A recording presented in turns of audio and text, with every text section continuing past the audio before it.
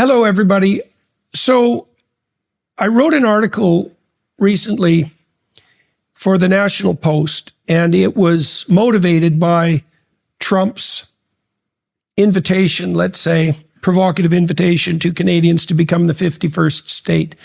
Now, I'm living in Scottsdale. My daughter is down in Arizona, and I have extensive contacts in the United States. And part of what I had planned to do in moving here was to do what I could to further Canada's interest in relationship to the United States. And I'm still very interested in that. And writing this article was one move on that part. And so what I'm going to do today is I'm going to read you the article and I'm going to comment on it. It'll be a hybrid performance, you might say, partly reading and partly spontaneous commentary. And I want to walk through the perils and opportunities that now present themselves to Canadians broadly on the economic side and the political side, because Trump is pointing to a structural problem in the West and in Canada. And then also the opportunities that Trump's provocative offer and trolling has put on the plate for Canadians. So I'll start by reading a couple of paragraphs and then comment as I see fit.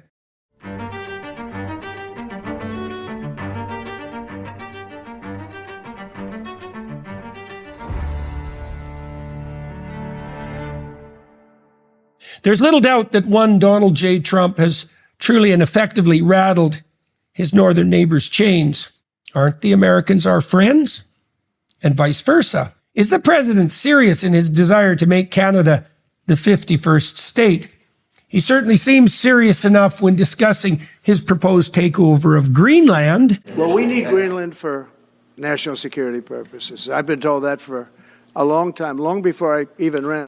Such intensity and unpredictability of purpose has sent the leaders of that country, reminiscent of the Canadian Liberals in their political orientation, into a tizzy, one that is extended to their socialist and globalist European compatriots. Who is this horrible orange-haired man? They wonder. And what does he want? We're all about to find out, and not least in Canada. Why is all this happening, we ask, wringing our hands? And to us, the self-proclaimed greatest best friend and staunch ally of the elephant who parades so theatrically on the far side of our southern border. We might begin to answer that suddenly so relevant question by scrupulously questioning the nature of that friendship and on our side. Perhaps we're not the partners and collaborators we think we are. For starters, it could well be argued, for example, that our much vaunted Canuck niceness, that second-rate virtue, in relation to the superpower who overshadows us in every manner, is and has been a matter of blunt necessity, rather than a consequence of our genuine reliability as well-wisher and supporter. It's true that Canada has made sacrifices alongside the Americans when freedom and democracy were truly threatened. That was real, but it was a long time ago. Since then, we have played and continue to play a crooked game with regard to our hypothetical U.S. allies in many important and consequential regards. A telling personal example might serve to introduce this reevaluation. Yeah, this was really striking to me. You know, I spent a number of years in the United States, 92 to 98, when that country was booming in consequence of the internet revolution. And then I came back to Canada, to the University of Toronto. And as you'll see, I brought some students with me, and this is really their story. I lived in the U.S. from 1992 to 98, during the last time that remarkable country truly boomed. When I returned from America's finest university to Canada's, I brought with me 3 brilliant students, 2 of whom, a married couple, were both thoroughly sensible and somewhat on the conservative side. It proved somewhat unexpectedly difficult to take my junior colleagues anywhere in Toronto, particularly at the university, without continual embarrassment on my part for merely being a Canadian, as a casual anti-Americanism would reliably be directed toward them whenever the inevitable topic of their place of origin arose. My fellow countrymen continually said things that would have been regarded as clearly racist, sexist, or ethnocentric had they been uttered to anyone other than an American citizen, assuming rightly, given the civilized nature of the people in question, that they would take them politely and without evident offense. Such comments were much more likely to emanate as well from precisely the sort of leftists prone to proclaim that such behavior is utterly unacceptable, and second, that such conduct would of course never show its face among people as good in their thoughts as them. Such behavior is, sadly, a Canadian norm, particularly wherever the country is left-leaning, particularly where everyone believes axiomatically that we have all the virtues of our democratic compatriots to the south, and then some, particularly wherever everyone is inclined to point self-righteously to the wonders of our now dreadful and oft murderous free healthcare system and its associated highly dysfunctional, expensive, and increasingly unsustainable social safety net. And compare it to the free-for-all in the US they inevitably resort to if death threatens and they have the money. That combined attitude of essentially socialist sentiment and moral superiority was exemplified above all perhaps by former Prime Minister Trudeau. And I'm speaking now not of the feasts who resigned in disgrace after sacrificing our economy to the gods of his self-serving utopian globalist delusion. I'm referring instead to the pair who dallied so self-aggrandizingly with the Chinese Reds and the dictatorial communist Fidel Castro and rubbed the Americans' noses in it, moralizing intellectually and oh so fashionably all the while. We Canadians also pride ourselves on our peaceful and peacekeeping nature. Take that, Yanks. Contrasting that with the warmongering attitude of the gunslingers we secretly admire but so publicly disdain, forgetting conveniently that is nothing but our positioning under the fearsome nuclear umbrella of the USA and our knowledge of the certainty of their military protection if push comes to shove that allows us to be the sheep of peace who bleat their undeserved self-regard with so little shame. Let's add to that our absolute and disgraceful refusal to pull our fair share of the weight with regard to our own woke, broke, and demoralized military. Trump recently informed his NATO allies that the U.S. would like to see them spend 5% of their GDP on defense. He'd be happy, in truth, with 3% and would settle, and has said so, for 2%. Canada misspends 1.3%, a figure so low that we have reduced our own soldiers, of whom there are frighteningly few, to a state where they find it necessary to purchase even their own helmets. We camouflage this failure by trumpeting our commitment to peace, as we love to do when our politicians take the international stage, or when we slap a Canadian flag on our backpacks when hostling through Europe and Asia to differentiate ourselves from the evil imperialists to the south. This is hardly the way to signal to the U.S. either that we are capable of defending ourselves, thank you very much, or that we are grateful for their existence of Big Brother captain of the high school wrestling team, much disdained protector of our junior hippie student radical selves. Such things matter more than we think, and a lot more now that Middle America is in charge, given the well-deserved contempt that lot have for the niceties of hypocritical socialist, smartest kid in the class peaceniks. Remember, Canucks, the U.S. is now run by exactly the kind of Americans that we tempt ourselves so unforgivably to treat as our moral inferiors. This is not how friends behave. It is also no way to keep friends once they have been hypothetically made, and we've been put on serious notice in that regard. And we're only scratching the surface in our analysis of the problems with Canada-U.S. relations and with Canada itself, with that nothing but preliminary analysis. For the last 9 years, Canada has been run by exactly the type of contemptible elitists who are, if anything, even more anti-capitalist, anti-nationalist, and anti-industrial state than the typical Canadian. This has set us up against our putative American allies in a manner much deeper than we want to think. And don't be thinking that any of this is lost on Trump. He clearly despises the recently departed Justin and has as much respect for those who elected him as he does for the Democrats, so much like them, who tortured, tormented, and despised him, and the flyover country MAGA middlebrows who were so much wiser in their political instincts than their Ivy League wannabe masters. Canadians are Democrats in Trump's view, except more so. We think that's a virtue. It's not. It's a liability in all general manners. More specifically, it's a liability in relation to the U.S., particularly now. It has also, and more seriously, as if irritating our mighty neighbors is not enough, threatened both Canada's economic viability and even the likelihood that it will survive as a nation.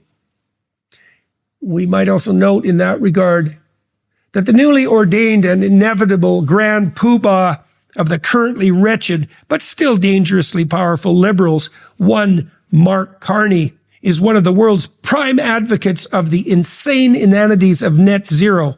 He is a man who has planned in writing, not least in his best-selling book, Values, the complete destruction of the fossil fuel industry. Bye-bye, Alberta, if that's not bad enough. And it is. He's also simultaneously an advocate of the same post-national view of Canada defined by Trudeau Jr. and his moralistic minions. What are we, according to such good thinkers? Nothing. But if anything, the oppressive, patriarchal, white, supremacist, identityless, colonial settler state defined by the progressive ideologues in the think tanks and elite dining rooms in Eastern Canada and the protest encampments on the campuses of Canadian universities. None of this fills the MAGA crowd with admiration, in case it needs to be said. None of it bodes well either for the economy of Canada, doomed to replacement, according to Carney, by the hydrogen, solar, and wind power that either does not exist, that would be hydrogen, or that would doom Canadians to starve and freeze in the dark if it ever came to replace the reliable grid and transportation we all so desperately depend on when it's 40 bloody below. We may, when arguing so expensively and incompetently with the Americans, continue to congratulate ourselves on our comparative righteousness. That diet will become even thinner gruel, however, in a future characterized by their explosive economic growth and our rapid descent toward comparative poverty and irrelevance, green though that pathway may be argued, however falsely to be. Carney, to put it bluntly, is not a man like Justin Trudeau, a second-rater, under the mere influence of the World Economic Forum, that Malthusian, fear-mongering cabal of authoritarian elitists, drunk on the fumes of their own self-righteous delusions. He is, by contrast, a veritable leader of that movement, an organizer par excellence of ESG, stakeholder capitalism, diversity, equity, and inclusiveness, and degrowth. Out with the old, the Liberals claim, and in with the new. But the new will be everything Trudeau so terribly was, but a lot more efficiently and with much more sophisticated rationalization. None of this is lost on the MAGA mob insofar as they deign to notice, and they notice enough it might be reiterated to shake our foundation. Consider, therefore, with regard to this, something more pointed and illustrative. That would be the current plight of Alberta, and with it, Saskatchewan and even BC, although the latter is still too blind and holier-than-thou socialist to note the true danger that confronts it. The most American of all Canadian provinces, by widespread reputation and self-regard, Alberta is also the polity that Eastern Canada, particularly Quebec, relies on to survive while it pursues its disdainful socialist green agenda. This is the Quebec that is whined and manipulated so effectively for so many decades that its minority bilingual citizenry utterly dominates not only the perennially ruling Liberal Party, but the federal bureaucracy. That constitutes only two such unjust and unproductive advantages among many, by the way, and all that despite the Francophony's strong and lasting separatist leanings. This is the same Eastern Canada and Quebec that regards itself as entitled not only to the so-called transfer payments characterizing the Canadian social contract, much to the disadvantage of the resource-rich West, but that simultaneously assumes and trumpets a moral superiority to the people who earn that transferred money in a manner deeply reminiscent of that more generally assumed by Canadians with respect to Americans. The consequence? No business case for the trade deals or infrastructure projects necessary to supply a self-admittedly desperate Europe and Japan with cheap and reliable Alberta energy. No new, plentiful, and gratefully received pipelines running west to east in Canada. Abject economic dependence, in consequence, for Albertans and Canada itself, as we're now finding out, on the purchasing decisions of the mad MAGA Yanks to the south. And now, that same Alberta is being called upon to sacrifice its artificially and morally limited economy to fight off the looming tariffs of Donald J. Trump, the imposition of which should come as no surprise to anyone the least bit awake. We walked right into this, folks, and boy, we deserved it, but we felt good about ourselves all the way. And what is likely to result? Trump has offered Canada status as the 51st state. If we had a well-constituted country, this would have never happened, or the suggestion would have been laughable. I see damn few people laughing, however, and more's the pity. A strong case can be made that such subordinate status would not at all be a good deal for the Great White North as a whole. For Alberta, however, and perhaps for the West as such, the situation is not so clear. Here's what I might do, given that, if I were in Premier Danielle Smith's shoes, or at least what I might threaten to do, taking a page from Trump's Art of the Deal book, because it's high time for the Albertans to play hardball. I might travel, say, to Mar-a-Lago, where I did, in fact, recently encounter that premier. I might have, well, there, a forthright, even blunt chat with Donald J., where I might say to him something like the following. Mr. President, my fellow Canadians have for decades compelled us to climb into bed with an 800-pound gorilla. That would be you, Mr. Trump. Now you've decided to consummate the deal, so to speak, and we've given you the upper hand on a silver platter, to mix metaphors terribly, while you're doing so. Canada is unlikely to become the 51st state, however, not even Alberta, as you may well know, sir. After all, you'd have to offer us something better than what has been put forward by our fellow Canadians.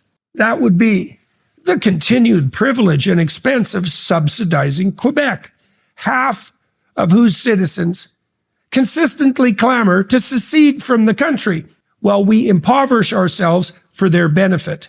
The constant imposition of serious practical impediments from the federal and other provincial governments, hint, hint, British Columbia, to the international business deals and pipelines that would help Alberta bring its resources to market. Continual insult on top of such injury in the form of unbearable and naive moralizing about their superiority in conviction with regard to the sustainability of the planet. And to top it all off, the accusation that I, Danielle Smith, am not patriotic enough to start a trade war with my strange bedfellow in the name of a country whose very leaders proclaim both identitylessness and a multiculturalism that none of my citizens want.